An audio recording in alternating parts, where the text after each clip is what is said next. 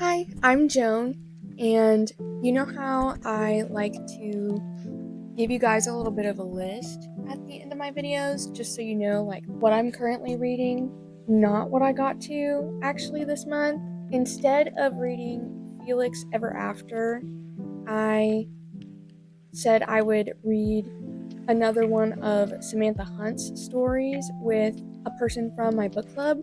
So we're reading Mr. Splitfoot right now. And then I was also planning on reading The Dream Hotel by Lila Leilani. And I'm not going to be able to get to that probably this month, unless it's like at the end of this month, because my hold on All Floors by Miranda July came in. So I have to read that one because I've been waiting for literal months for it. So those books are getting pushed right now. These are time sensitive. So Mr. Splitfoot is also a lot longer than I thought it was going to be, because I think The Seas, when I read it, it only took me like a little over 2 hours. And then her short story collection was about the same too. But this one I think is like 5.5 hours. I've also been reading during my 30-minute lunches, and then either like working on my writing when I get home or playing a lot of Marvel Rivals with my husband. So I've not been getting through them as quickly as usual either. I'm hoping to get a good chunk of Mr. Splitfoot done by the pool today. Also, I just finished season 2 of Severance not too long ago. It's in like my top 3 favorite shows. I think you should at least check out the first episode or two. The cinematography is stunning. And then the background music and noise, it just like draws you in so well. It just meshes so well with the setting. I'm obsessed with it. I literally cannot stop talking to my friends about it. It makes me feel like I don't have any media comprehension skills, because me and my husband were watching it and I just was floored by every little reveal. And he was like, "Oh yeah, I was thinking about that." It's like, I wasn't. But anyway, here is some of the media that I have consumed in June. First was Martyr by Kaveh Akbar. This one wasn't like reality changing for me. It was definitely more of a character study than a plot focused novel. Akbar's writing is very beautiful and it's well crafted. There are a couple of different point of views in this, but you're mainly following Cyrus as in his obsession with death and martyrdom, his addiction of many substances, and as he kind of grapples with grief and if he's doing it right. So Cyrus's mother dies in a plane crash when he was a child, and so he doesn't really feel that he needed to grieve her because he never really knew her. Then more recently, his father also passed away, but he doesn't feel as if he should grieve him because he worked so hard on Earth. He like deserves to be at peace. And so he is wanting to write a book about martyrs, and he wants his own death to matter. He goes to see the last art gallery of Orchide, who is the art gallery. She has decided to spend her remaining days in the museum and is talking with people on pain meds. Obviously, she was dying of cancer, I think. For the writing, like, here's a little snippet of what it's like. Living happened till it didn't. There was no choice in it. To say no to a new day would be unthinkable. So each morning you said yes, then stepped into the consequence. The only reason I didn't give it a higher rating is because I'm not very knowledgeable about like poets and martyrs or some figures in this story that are referenced, and so I kind of had a hard time getting what he would sometimes say in relevance to them. So I think if I read this again, I would probably look up those figures to kind of see if it gives me a better sense of any like point that I might have missed. After the reveal, I kind of was just ready to move on, and I think that kind of just impacted my feelings about the story. Obviously, it's written beautifully, but maybe I just didn't read it at the right time. I don't know. Anyway, it gets into themes of grief and family, immigration, and addiction. After this, I read Fever Dream by Samantha Schweblin. I didn't realize until after I had uploaded my last video that I had actually pronounced her name wrong while I was looking at it on my Kindle screen. I had called her Samantha because my eyes just skipped over that there wasn't an H in there. My bad. I absolutely loved Fever Dream. It is such a short story. I think it only took me like a little over an hour to read. Still took me like 3 days though, because I was only reading it at work. So I kind of want to, since it's so short, I kind of want to reread it in one sitting, because I think also going back into it, I'll see a lot of things that I might not have noticed in my first read through, because there is a lot going on. It is so concise, the words are so intentional, and it's translated beautifully. So you are in the mind of Amanda, a mother who is on her deathbed and is recalling the events leading up to her illness. She is also being mentally directed by a young boy who also has ties to this illness but came out different afterwards. Because it's so short, I really don't want to tell you anything else, because I don't want to spoil or sway your interpretation, because there's like a couple of more than a couple of different ways that you can think about it. So that's all I'm telling you. You are not getting anything more out of me. Please read it. It's very short.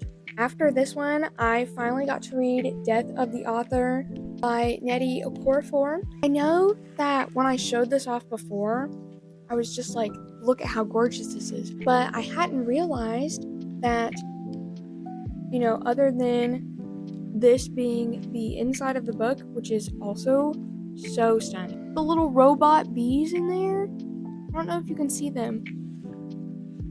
This also has a different cover on the actual hardcover of it.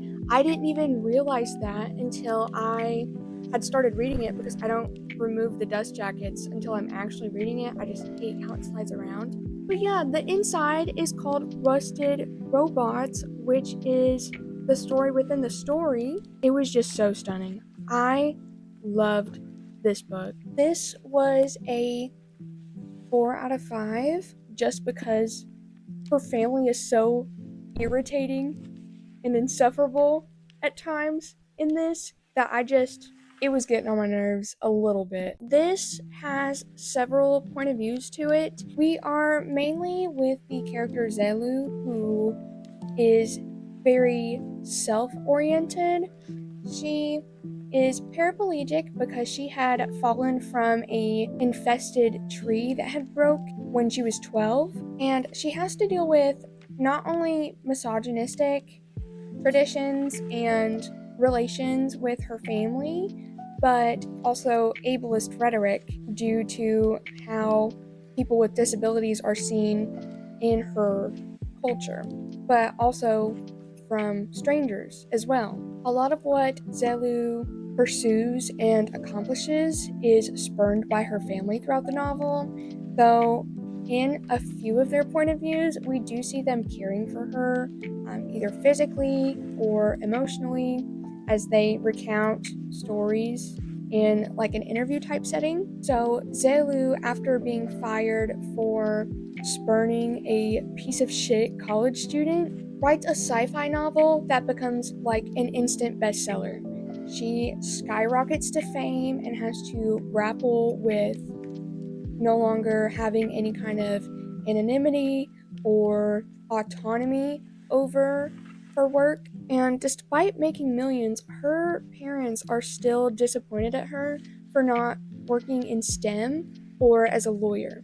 And throughout the story, we also get the sci-fi story that was written called Rusted Robots. These chapters were a little hard to follow because it's trying to do a whole new story. It's a book within a book. And since the full novel is going to be shortened to be able to fit into this novel, it does feel a little bit rushed and hard to follow at the beginning, especially because you don't get chapters back to back.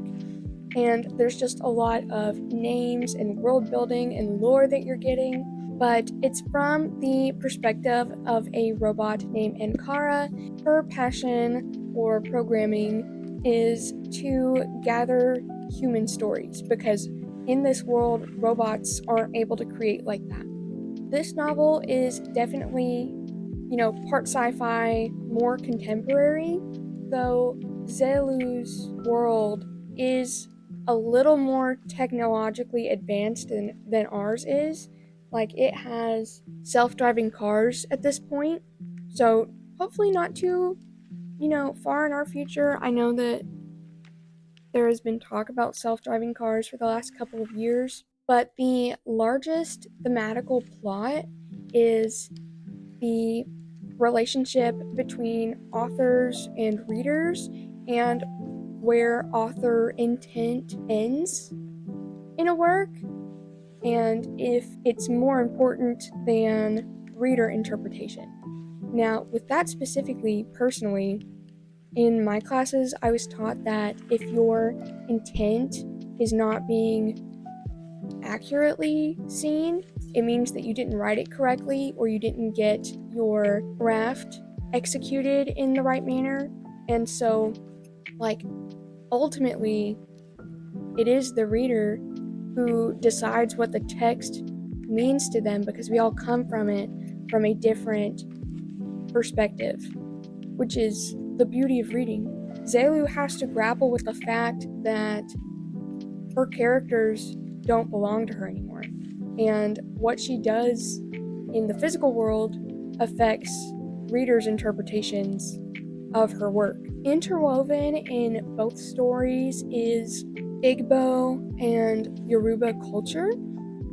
The science fiction is mainly set in Nigeria, and Zelu is an American born to a Yoruba princess and an Igbo father who immigrated to America and have very traditionalist expectations. This also shows the conflict of Zelu's sense of identity, since family is very, very important to her. The two stories kind of weave together more at the end, like at the very end, and the more I talk about it, the more I'm falling in love with this book. You should definitely check this one out. Now I'm currently reading Mr. Splitfoot by Samantha Hunt. This one definitely feels more character focused than The Seas, for example, where that one felt like it was more focused on the wordplay and the tone and voice of the narrator, which I guess you can say it's character focused also because it's building the narrator, but this one has a lot more going on to it. It's a lot longer. This one feels more character focused in terms of plot, because a lot more has happened in this story than in The Seas, but this one has two different point of views that it goes between. So there is 17-year-old Ruth, who lives at the Love of Christ, basically as a ward of the state, and she lives with a bunch of other orphans and the father, who is basically a religious fanatic. Like, for example, he taught them a bunch of survival skills for the end of the world, and then he was like, oh, never mind. Why would you want to prolong yourself from meeting God? He also has a very traditional biblical way of producing young wives for his friends. So Ruth and her sister Nat act as mediums with this random con man named Mr. Bill. And Ruth is lying, but Nat may or may not be lying. That has been asked of him a couple of times now. But in the other point of view, we follow Cora, who is Ruth's blood sister Elle's daughter. Cora is recently pregnant, and Ruth barges into their house. She hadn't seen her since she was like a child. Ruth doesn't talk anymore. I do not yet know why Ruth doesn't talk anymore. I'm like directly in the middle. I kind of feel like the pieces are starting to kind of come together. With Cora being pregnant, her point of view really focuses on how she is treated by other people because of her being pregnant. She's been met with a lot of disgust or people just openly staring at her, and I'm really liking this one so far. It does lean into a lot of the cultish, patriarchal observations of some of the more extremist religious beliefs, which feel kind of relatable to our current year, and this did come out in 2016. So anyway, I'm gonna go tan at the pool and read this for a little bit. I'm hoping to get at least do like the 75% mark today, but I have like maybe 3 hours left, but I will see you after. Bye.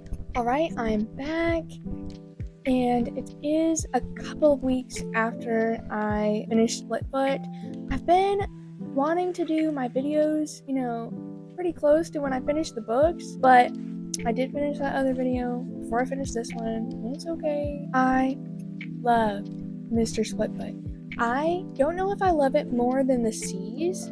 I definitely love both of them for different reasons. So, like with the Seas, I loved how Hunt used language, and I liked how she really brought this whimsical tone to the narrator and how she kind of blended reality with surrealism. I loved the story that came out of that. With Mr. Splitfoot, I really, really liked how she split between these two point of views, and I really loved spending time in the world with both Ruth and Cora. Mr. Splitfoot was overall less weird than the Seas or the Dark, but it did a lot more with the characters, in my opinion. And I really enjoyed experiencing their world in two different timelines, especially with how it kind of merged into one at the end. Ruth's youth is dedicated to the ones that she loves that stays by her side. So like Nat, her foster sister, as well as Belle, and it really shows, at least also towards the end, how those bonds are eternal. We don't really see a lot of Ruth with her sister as we do with Cora, who is Elle's daughter. And we don't see a lot of Elle interactively. We really see her in how Cora thinks of her and flashbacks of her, which there's not a lot of those, but Cora's point of view really focuses on the relationships between mothers and their daughters and how that translates to the own child that's growing in her, because she is pregnant the entire book. And the entire time that Ruth and Cora are together, Ruth doesn't talk for the most part, and they're walking towards a specific destination that Cora does not know anything about, so she's following Ruth blindly. And I really liked their relationship. I loved their, unspoken understanding of each other. It's like they had their own language. In summary, this story is about the living and the dead and how both sides want to connect with each other again, that they would be there if they could. And I just love Hunt's work. I love how well crafted it is. I am looking for another one of her books to read. Probably not soon, but at least this year, if not next year. Because I've read 3 of her books in a couple of months, and I need to pace myself. And I have other things to read. So that one is getting put on the back burner. I don't even know what it is yet, but I will be reading more of her books later. At this time, I have also finished All Fours by Miranda July. So in this, we're following a 45-year-old unnamed narrator who is going through a sort of crisis as she realizes that things are changing with her age and her feelings are changing and her role as a woman is changing. So she kind of has a little bit of a spiral. She forgoes her excursion to New York and instead spends time in a town close by where she lives and spends, I think, 2 to 3 weeks there renovating the entire motel room and pursuing this married man who is a fan of hers. This is really brought on by the thought of hers that because of her age, she's not seen as desirable to younger men anymore. Through this spiral, she is realizing that she wants the autonomy to explore her feelings and wants without splitting up the life that she currently has with her husband Harris. He's kind of just a normal guy. They have kind of a odd relationship, I think. There doesn't seem to be a lot of romantic love, but there is a lot of friendship between them, which I think is also really important because a lot of the story also talks about how families are seen and judged by others based on how they're composed. They kind of pursue later a more unconventional family style. I think my favorite part of this book was the depiction of general friendship between women. She has this friend named Jordy who throughout the novel they are in constant communication, and Jordy is truly there for the narrator no matter what it is or how crazy it is, with it also being realistic in her calling her on her bullshit. She felt like a very real friend that truly just wants the narrator to be happy however that looks, and she really meets the narrator without judgment. And I think this is really what allows the narrator to flourish and figure herself out, because there are a lot of different paths that are taken throughout this book. It was pretty long, I think. I read it on my Kindle, so I'm not entirely sure how many pages there were, but it was really refreshing to see that sort of platonic friendship. There was also a concept called death field in this. The narrator's grandmother and aunt, whenever they hit their menopause stage of life, they had essentially gotten very depressed and committed suicide.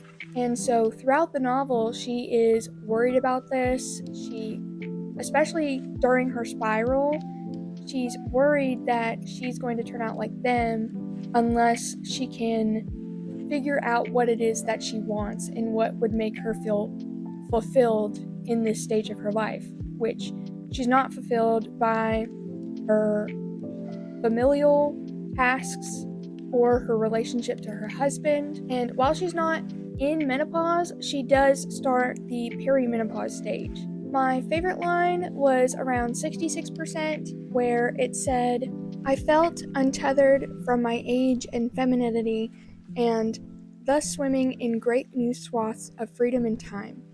One might shift again and again like this through intimacies, and not outpace oldness exactly, but match its weirdness, its flagrant specificity with one's own." I really loved that line. There are a lot of good lines in this. I highlighted so much, a lot more than I usually do, because her writing, it's so in places simple so that it really gets to the point of what it's saying, but it also gives you a lot of a sort of explorative introspection, if that makes sense. And another line that I really liked was apparently on page 275, because the comfort was so modest I had assumed I could keep it. I had taken it for granted. One should always be asking themselves, what if I lost this? How much would it matter?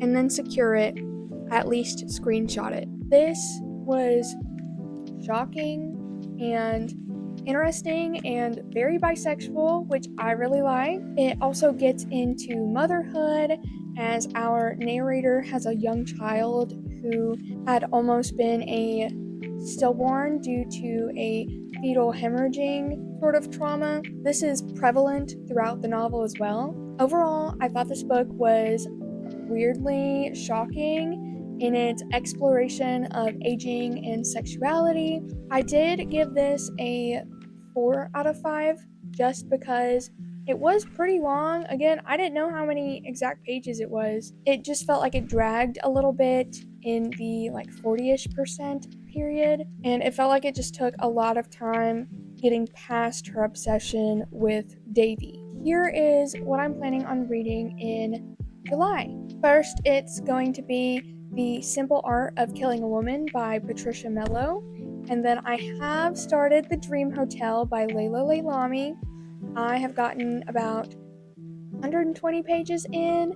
I am really liking it. I started it yesterday. I love Leilami's use of language and being able to see not only how Sarah, the narrator, has gotten into the position of being at this retention center, but also how she is dealing with it after being there for a lot longer than she was previously told. It has been going into a lot about like systemic racism and how flippant it is, like with security checks at the airport, which is how the narrator got to where she is now. And it gets into how you have to behave and be quiet and deal with the injustice to be able to essentially get out and live your life like everyone else, except you have all of these extra burdens and boundaries that you have to have with yourself to keep yourself safe. But yeah, I am having a blast with this one. This world is so interesting. It's like further from our society with all of its technology, and I can't wait to talk about it in the next one with you. I'm going to stop there because we're going to be talking about this one in the next one. So, other than those two, I'm also going to be reading The Starving Saints by Caitlin Starling, and then also Devil House by John Darnielle. As always, if you have been here for a little bit, we will see how this goes because I do have those Libby holds that might be coming through, but I am going to start to try to do like bi-weekly episodes. I think that would be fun, and I've got some stuff planned, and I hope that you like it. Let me know what you're reading this July, if you have any kind of beach reads. I want to go to the beach. I don't have time to go to the beach. It's fine. I hope you have a good day wherever you are, and I hope to see you in the next one.